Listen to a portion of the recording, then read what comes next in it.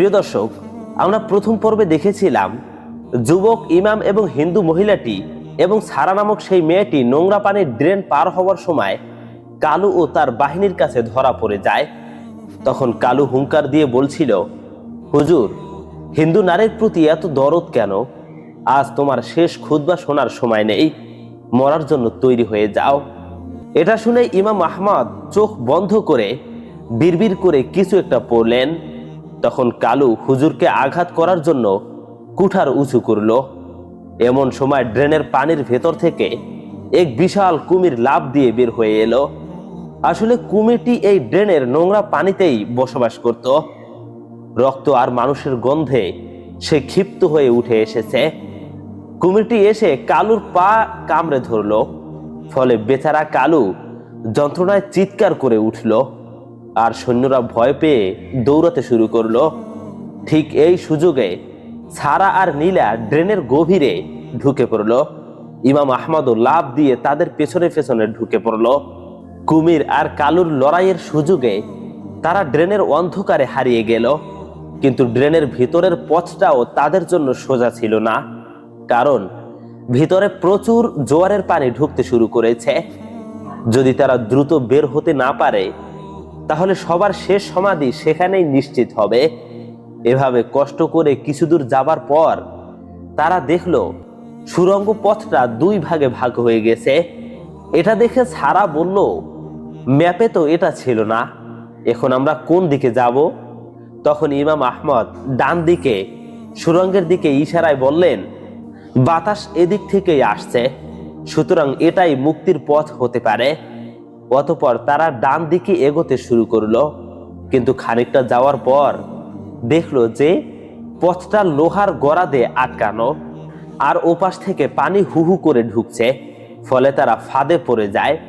ধীরে ধীরে পানি বাড়তে বাড়তে কোমর পর্যন্ত হয়ে যায়। এই দৃশ্য দেখে নীলা এবং সারা ভয়ে কান্না করা শুরু করলো। কিন্তু ইমাম আহমদ ভয়কে জয় করে লোহার গরাদগুলো ধরে ঝাঁকানি দিলেন। কিন্তু না, ভাঙবে তো বহুদূর, নড়ছেই না। ঠিক তখন পানির নিচ থেকে কিছু একটা আহমদের পায়ে পেঁচিয়ে ধরলো। ইমাম আহমদ পায়ের দিকে তাকিয়ে দেখলেন এটা এক অজগর সাপ। ইমাম আহমদ সাপটিকে ছাড়ানোর জন্য বারবার আঘাত করলেন, কিন্তু সাপের যেন কিছুই হচ্ছে না। এমন সময় সারা কোমরের খাপ থেকে তার ছোরাটা বের করলো এবং এক হাতে লোহার গরাদ ধরে সে অন্ধের মতো সাপের উপর ছোরা চালালো। ফলে সাপটি নিরুপায় হয়ে যন্ত্রণায় ইমাম আহমদকে ছেড়ে দিয়ে পালালো। তখন সারা চিৎকার করে বলল, হুজুর, পানি বেড়েই যাচ্ছে, যেভাবেই হোক এই গরাদ ভাঙতেই হবে। তখন ইমাম আহমদ শরীর ঝাড়া দিয়ে প্রস্তুত হলেন। অতঃপর তিনজন মিলে মরিচা ধরা গরাদগুলো ধরে শরীরের সর্বশক্তি দিয়ে ধাক্কা দিতে শুরু করলেন। এভাবে 1 2 3 ধাক্কা দেওয়া হলো। ফলে পানির চাপে এবং তাদের ধাক্কায় কর্কর শব্দে নিচের পাথর ভেঙে লোহার গরাদটা একদিকে হেলে পড়ল। এমন একটা ফাঁক তৈরি হলো যা দিয়ে একজন মানুষ কোনো মতে যাতায়াত করতে পারে। অতঃপর সারা, নীলা এবং ইমাম আহমদ একে একে বের হলেন। কিন্তু তারা যেখানে বের হয়েছে সেটা নদীর মোহনা। চারপাশ ঘন হোগলা বন আর কাটা ঝোপে ভরা। তাই তারা কাদামাটি পেরিয়ে ডাঙ্গায় উঠল। ক্লান্ত শরীর আর ভেজা কাপড় নিয়ে তারা কোনো মতে বালুর উপর গিয়ে ধপ করে বসে পড়ল। তখন নীলা বলল, মরতে হলে মরে যাব, তবু আমি আর এক পাও নড়তে পারবো না। কিন্তু সারা এদিক ওদিক তাকাচ্ছিল। সে অস্থির হয়ে বলল, নৌকাটা তো এখানেই থাকার কথা। একটা ছোট ডিঙ্গি নৌকা আমি নিজে লতা পাতা দিয়ে ঢেকে রেখেছিলাম, সেটা খুঁজে পেলেই হবে। অতঃপর সারা ঝোপের আড়ালে দৌড়ে গেল। কিন্তু সেখানে গিয়ে দেখলো নৌকাটা আছে, কিন্তু তার তলাকে যেন কুঠার দিয়ে ভেঙে চুরমার করে দিয়েছে। এটা দেখে ইমাম আহমদ বললেন, তার মানে ওরা জানতো আমরা এদিকেই আসব। আমাদের মধ্যে কি কোনো বিশ্বাসঘাতক আছে? এই কথা শুনে সারা দাঁতে দাঁত চেপে বলল, না, কিন্তু জালেম খানের গুপ্তচর সব জায়গায় আছে। হয়তো আমার আসার পথ কেউ দেখে ফেলেছিল। এমন সময় হঠাৎ নদীর বাতাস চিরে একটা তীর এসে পেছনের গাছে বাঁধল। ইমাম আহমদ তাকিয়ে দেখলো দূরে নদীর বাঁক ঘুরে দুটো দ্রুতগামী ছিপ নৌকায় এগিয়ে আসছে। এটা দেখে ইমাম আহমদ বললেন, এখন আমরা কি করব? নদী পথে পালানো তো অসম্ভব, এখন আমাদের জঙ্গলে ঢুকতে হবে। এই কথা শুনে সারা বলল, কিন্তু হুজুর, এই জঙ্গল তো অভিশপ্ত, এটাকে স্থানীয়রা কাল ভৈরবের জঙ্গল বলে শোনা যায়। যারা এখানে ঢোকে তারা আর ফিরে আসে না। তখন ইমাম আহমদ বললেন, আমাদের সামনে নিশ্চিত মৃত্যু আর পেছনে অনিশ্চিত বিপদ, আমি অনিশ্চয়তাকেই বেছে নিলাম, চলো জঙ্গলে যাই। অতঃপর তারা হোগনা বন পেরিয়ে গভীর জঙ্গলের দিকে ছুটতে শুরু করলো। পেছনে উড়ন্ত তীরের বৃষ্টি জঙ্গলের দিকে দৌড়াচ্ছে। জঙ্গলের ভেতরে প্রবেশ করে দেখা গেল জঙ্গলটা আসলেই অদ্ভুত। গাছগুলো বিশাল এবং কালো, সূর্যের আলো সেখানে তেমন একটা পৌঁছায় না। বাতাসের শব্দে মনে হয় কেউ যেন ফিস ফিস করে কথা বলছে। মাটির নিচে গাছের শিকড়গুলো সাপের মতো ছড়িয়ে আছে। কিছু দূর যাওয়ার পর তাদের মনে হলো সৈন্যরা পিছু ছেড়েছে, তাই তারা একটা বিশাল বটগাছের নিচে এসে থামলো। তিনজনই ক্লান্তিতে ভেঙে পড়েছে। তখন নীলা নামক মেয়েটি হাঁপিয়ে হাঁপিয়ে বলল, ওরা আসছে না কেন? ওরা কি আমাদের ছেড়ে দিল? এটা শুনে সারা বলল, ওরা জঙ্গলের সীমানা পার হবে না, কারণ ওরা জানে এই জঙ্গলে মানুষ খেকো, দস্যু আর বুনো জন্তুর চেয়েও ভয়ঙ্কর কিছু আছে। তখন ইমাম আহমদ নিঃশ্বাস ছেড়ে বললেন, আল্লাহ যেহেতু আমাদের এই পর্যন্ত এনেছেন, তিনি পথ দেখাবেন। আমাদের এখন আগুন জ্বালাতে হবে, কিন্তু কিছু খাবারও জোগাড় করতে হবে। শরীর গরম না করলে অসুস্থ হয়ে পড়ব। এটা শুনে সারা বলল, আগুন জ্বালানো যাবে না, ধোঁয়া দেখলে জঙ্গলের ভেতরের বিপদ আমাদের খুঁজে পাবে। এমন সময় হঠাৎ জঙ্গলের গভীর থেকে ঢাকের শব্দ ভেসে এলো। গুরুম গুরুম এক ভুতুরে শব্দ। এই শব্দ শুনে ইমাম আহমেদ বললেন, আশেপাশে কি মানুষের বসতি আছে? তখন সারা ফিসফিস করে বলল, না, এটা তান্ত্রিকদের আস্তানা কিংবা নরখাদকদের ডেরা হতে পারে। আমাদের দ্রুত এখান থেকে সরে যেতে হবে। কিন্তু তারা নড়ার আগেই চারপাশের গাছ থেকে টুপ টুপ করে কিছু একটা পড়তে শুরু করলো। প্রথমে মনে হলো ফল, কিন্তু ভালো করে তাকিয়ে দেখলো এগুলো মানুষের কঙ্কালের হাড়। এই দৃশ্য দেখে ইমাম আহমদ, নীলা আর সারা চমকে উঠলো। তারা দেখলো গাছের ডালগুলোতে বসে আছে ডজন খানেক বানরের মতো দেখতে কিছু প্রাণী, কিন্তু তাদের হাতে বর্ষা আর গায়ে ছালের পোশাক। এরা মানুষ কিন্তু বন্য। অতঃপর বন্য মানুষগুলো তাদেরকে ঘিরে ফেললো। তাদের উচ্চতা কম কিন্তু শরীর পেশিবহুল। এক পর্যায়ে তাদের একজন সর্দার এগিয়ে এলো, তার গলায় হাড়ের মালা। অতঃপর সে অদ্ভুত একটি ভাষায় কিছু একটা বলল। তখন সারা ইমাম আহমদকে বলল, এরা বন্যমান মানুষ গোত্র, এদের ভাষা আমি বুঝি না। এমন সময় সর্দার ইমাম আহমদের দিকে বর্ষা তাক করে কিছু একটা নির্দেশ দিল। তখন ইমাম আহমদ বুঝতে পারলেন এরা তাদেরকে বন্দী করেছে এবং নীলা নামক হিন্দু মেয়েটি এদের মূল লক্ষ্য। ফলে ইমাম আহমদ শান্তভাবে দুই হাত তুলে আত্মসমর্পণ করলেন, কারণ তিনি জানেন শক্তি দিয়ে এদের সাথে পারা যাবে না, বুদ্ধি খাটাতে হবে। অতঃপর ইমাম আহমদ আরবিতে উচ্চ স্বরে আজান দিতে শুরু করলেন। তখন জঙ্গলের নিস্তব্ধতা ভেঙে সেই সুমধুর সুর ছড়িয়ে পড়ল, আল্লাহু আকবার, আল্লাহু আকবার। এই সুর শুনে বন্য মানুষগুলো থমকে গেল। তারা এমন সুর আগে কখনো শুনেনি। সর্দার অবাক হয়ে ইমাম আহমদের দিকে তাকিয়ে রইল এবং বর্ষাটা নামিয়ে নিল। তখন ইমাম আহমদ আজান শেষ করে ইশারায় বুঝালেন তারা আকাশের দেবতার লোক। তিনি আকাশের দিকে আঙ্গুল তুললেন, কিন্তু বন্য সর্দার এতে ক্ষান্ত হলো না।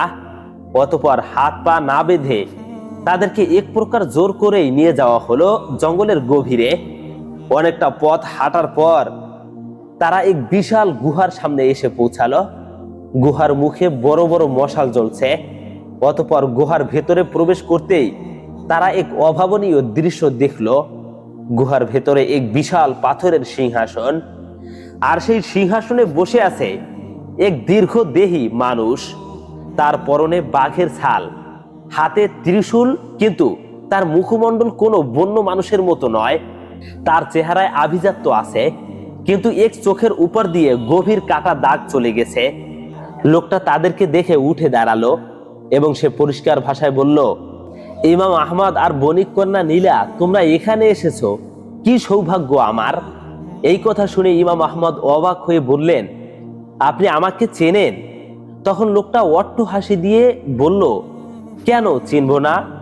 আমি যে এক সময় জালেম খানেরই সেনাপতি ছিলাম। নাম আমার বীরভদ্র। আজ আমি এই জঙ্গলের রাজা। জালেম খান আমাকে মারার জন্য এই জঙ্গলে পাঠিয়েছিল, কিন্তু আমি এই বন্যদের বশ করে এখন নিজের রাজত্ব করেছি। এটা শুনে নীলা ভয়ে ভয়ে বলল, তাহলে কি আপনি আমাদেরকে জালেম খানের কাছে ধরিয়ে দেবেন?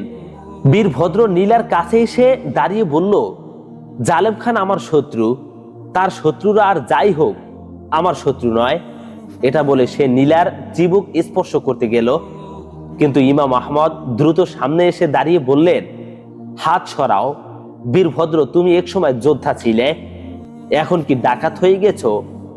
এটা শুনে বীরভদ্রের চোখ জ্বলে উঠল। সে খপ করে ইমাম আহমদের গলা চেপে ধরল এবং এক হাতে তাকে শূন্যে তুলে ফেলল এবং বলল, আমার গুহায় দাঁড়িয়ে আমাকে জ্ঞান দিচ্ছ হুজুর? আমি ডাকাত নয়, আমি প্রতিশোধক, আর এই মেয়েটি আমার প্রতিশোধের চাবি। জালেম খান এই মেয়েকে বিয়ে করতে চেয়েছিল, তাই না? আমি একে বিয়ে করব। জালেম খানের অপূর্ব স্বাদ আমি পূর্ণ করব, তাতে তার বুকে আগুন জ্বলবে। এই কথা শুনে নীলা চিৎকার করে বলল, না, আমি মরে যাব, তবু আপনাকে বিয়ে করব না।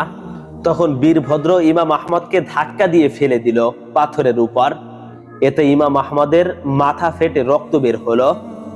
অথবা সে ঘোষণা দিল, বিয়ে তো হবেই, আর সেটা আজ রাতেই। এই হুজুরই আমাদের বিয়ে পড়াবে। যদি রাজি না হয় তবে একে জ্যান্ত পুড়িয়ে মারা হবে। তখন সারা বাধা দিতে গেলে দুজন বন্য মানুষ তাকে ঝাপটে ধরলো। অতঃপর বীরভদ্র আবার ঘোষণা দিল, বাদ্যযন্ত্র বাজাও, আজ রাতেই উৎসব হবে। ইমাম সাহেব প্রস্তুত হও, তুমি মন্ত্র পড়বে নাকি কুরআন পড়বে সেটা তোমার ব্যাপার, কিন্তু বিয়ে আজ হবেই। অতঃপর ইমাম আহমদ রক্তাক্ত মাথায় উঠে বসার চেষ্টা করলেন। তার চোখের সামনে সব ঝাপসা হয়ে আসছে। হঠাৎ তার মনে হলো জুব্বার পকেটে থাকা একটা ছোট্ট কৌটার কথা, যা তিনি তার বাবার কাছ থেকে পেয়েছিলেন। বাবা বলেছিলেন, বিপদ যখন চূড়ান্ত হবে তখন এটা খুলবি। অতঃপর বীরভদ্র যখন বিয়ের আয়োজনে ব্যস্ত, তখন ইমাম আহমদ গোপনে পকেটে হাত দিয়ে কৌটাটি বের করলেন। ঠিক তখন বীরভদ্র হুঙ্কার দিল, ইমাম সাহেব, সময় শেষ, তাড়াতাড়ি এসো। এটা শুনে ইমাম আহমদ দ্রুত কৌটার মুখটা খুললেন। সাথে সাথে ভেতর থেকে বেরিয়ে এলো এক ঝলকানি বেগুনি ধোঁয়া, আর সেই ধোঁয়ার সাথে সাথে গুহার বাতাস ভারী হয়ে গেল। বেগুনি ধোঁয়ায় মুহূর্তের মধ্যে গুহা অন্ধকার হয়ে গেল। আসলে এই ধোঁয়া সাধারণ ধোঁয়া নয়, এটি তীব্র, ঝাঁঝালো এবং বিষাক্ত, যা চোখের পানি আর শ্বাসকষ্ট তৈরি করে। ইমাম আহমদের বাবা ছিলেন একজন দক্ষ হাকিম ও অ্যালকেমিস্ট। তিনি এটি তৈরি করেছিলেন আত্মরক্ষার জন্য। যাই হোক, ধোঁয়ার কারণে বন্য মানুষেরা এবং বীরভদ্র কাশতে শুরু করলো। তাদের চোখ জ্বলছে, তারা কিছুই দেখতে পাচ্ছে না। গুহার ভিতরে বিশৃঙ্খলা শুরু হলো।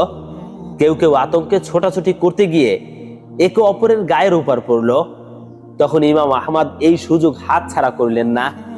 তিনি এক হাতে নিজের নাক মুখ চেপে ধরলেন এবং অন্য হাতে নীলাকে ধরে সারাকে সাথে নিয়ে পালাতে শুরু করলেন।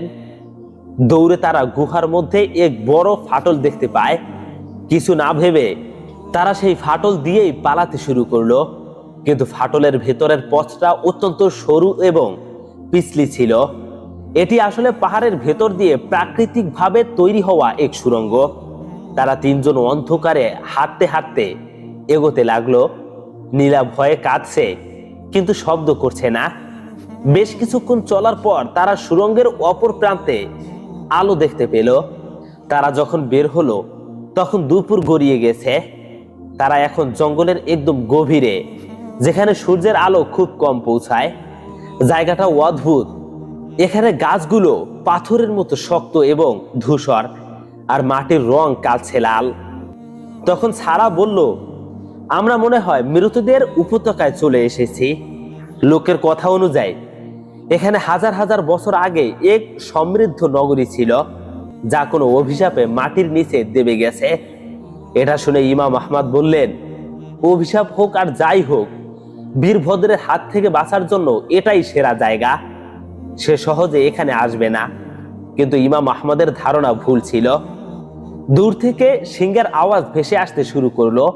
তখন সারা চমকে উঠে বলল, এটা বীরভদ্রের যুদ্ধের সিংহা। সে তার পুরো বাহিনী নিয়ে আমাদের ধাওয়া করছে। সে জানে এই সুড়ঙ্গ কোথায় বের হয়। এটা শুনে ইমাম আহমদ বললেন, আমাদের এমন কোনো জায়গায় লুকাতে হবে যেখানে তারা আমাদের খুঁজে পাবে না, বিশেষ করে কোনো উঁচু জায়গায়। অতঃপর তারা সামনে এগিয়ে চলল। কিন্তু হঠাৎ জঙ্গলের মাঝখানে এক বিশাল ধ্বংসস্তূপ তাদের নজরে এলো। এটি একটি প্রাচীন মন্দির বা দুর্গের বিশাল ধ্বংসাবশেষ। বিশাল সব পাথরের স্তম্ভ, ভেঙে পড়া দেয়াল আর গায়ে শেওলা ধরা নকশাগুলো কোনো পরিচিত ধর্মের নয়, অদ্ভুত সব জ্যামিতিক আকার। এটা দেখে নীলা বলল, ওখানে যাওয়া কি আমাদের ঠিক হবে? জায়গাটা দেখে গা ছমছম করছে। তখন ইমাম আহমদ বললেন, খোলা জঙ্গলে আমরা সহজ শিকার। এই ধ্বংসস্তূপের ভিতরে আত্মগোপন করার জায়গা পাওয়া যাবে। তাছাড়া উপর থেকে শত্রুর গতিবিধি দেখা যাবে। অতঃপর তারা ধ্বংসস্তূপের দিকে দৌড় দিল। এক পর্যায়ে তারা ভেতরে প্রবেশ করলো। ভেতরে বিশাল এক চত্বর। চত্বরের মাঝখানে একটা শুকনো কুয়া। তারা যখন ভেতরে ঢুকলো তখন পিছনের জঙ্গল থেকে বন্য মানুষের কোলাহল শোনা যাচ্ছে। তারা হয়তো খুব কাছে চলে এসেছে। অতঃপর তারা মিনারের সিঁড়ি বেয়ে উপরে উঠতে শুরু করলো। সিঁড়িগুলো নড়বড়ে, যে কোনো সময় ভেঙে পড়তে পারে। তারা মিনারের মাঝামাঝি একটা বারান্দায় আশ্রয় নিল। এখান থেকে নিচের জঙ্গল দেখা যাচ্ছে। এদিকে বীরভদ্র ধ্বংসস্তূপের সামনে এসে দাঁড়িয়ে অট্টহাসি দিয়ে বলল, হুজুর, তুমি নিজেই নিজের কবরে এসে ঢুকেছ। এই ধ্বংসস্তূপ থেকে কেউ জীবিত ফেরে না। নামো, নেমে আসো। আমি কথা দিচ্ছি সহজ মৃত্যু দেব। ইমাম আহমদ বারান্দার আড়াল থেকে দেখলেন বীরভদ্র একা নয়, তার সাথে অন্তত 50 জন সশস্ত্র যোদ্ধা। তাই সে বুঝে গেল লড়াই করে পালানো অসম্ভব। হঠাৎ নীলা ইমাম আহমদের হাত খামচে ধরে বলল, দেখুন তো কুয়ার মধ্যে ওটা কি? আহমদ তাকিয়ে দেখলো চত্বরের মাঝখানের সেই শুকনো কুয়া থেকে হালকা নীল রঙের আলো বের হচ্ছে।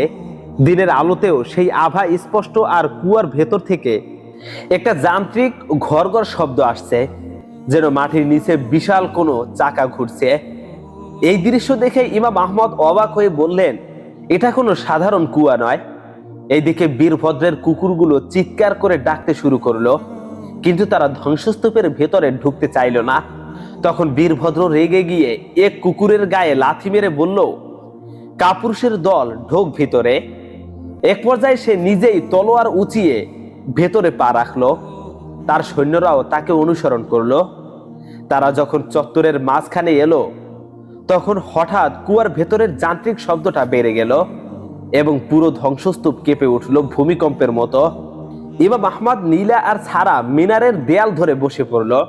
নিচে চত্বরের মেঝের পাথরগুলো সরে যেতে শুরু করলো। আসলে এটি একটি বিশাল ফাঁদ। প্রাচীন যুগের মানুষেরা তাদের দুর্গ রক্ষার জন্য এই ব্যবস্থা করে রেখেছিল। বীরভদ্র কিছু বোঝার আগেই তার পায়ের নিচের মাটি সরে গেল। সে এবং তার 10 থেকে 12 জন সৈন্য হুড়হুড় করে নিচে পড়ে গেল। তবে বীরভদ্র পড়ার সময় এক হাতে একটা ঝুলে থাকা শিকড় ধরে ফেলল। ফলে বীরভদ্র ঝুলে আছে গভীর গর্তের উপর। নিচে অন্ধকার, কিন্তু সেখান থেকে সেই নীল আলো আসছে। ওইদিকে ইমাম আহমদ উপর থেকে সব দেখছিলেন। তিনি ভাবলেন এটাই সুযোগ। তাই তিনি বললেন, চলো আমরা এই সুযোগে পেছনের দিক দিয়ে নেমে পালাই। ওরা এখন বিভ্রান্ত। অতঃপর তারা মিনারের পেছনের দিকের ভাঙা দেয়াল বেয়ে নামতে শুরু করলেন। তারা যখন নিচে নামলো তখন দেখলো তারা ধ্বংসস্তূপের উল্টো দিকে এক গভীর খাদের সামনে। তাদের উপরে একটি পুরনো দড়ির সেতু। সেতুটা জরাজীর্ণ, অনেক জায়গায় দড়ি ছিঁড়েও গেছে। এটা দেখে সারা বলল, এই সেতু পার হওয়া আত্মহত্যার সমতুল্য। বাতাসেই এটা দুলছে।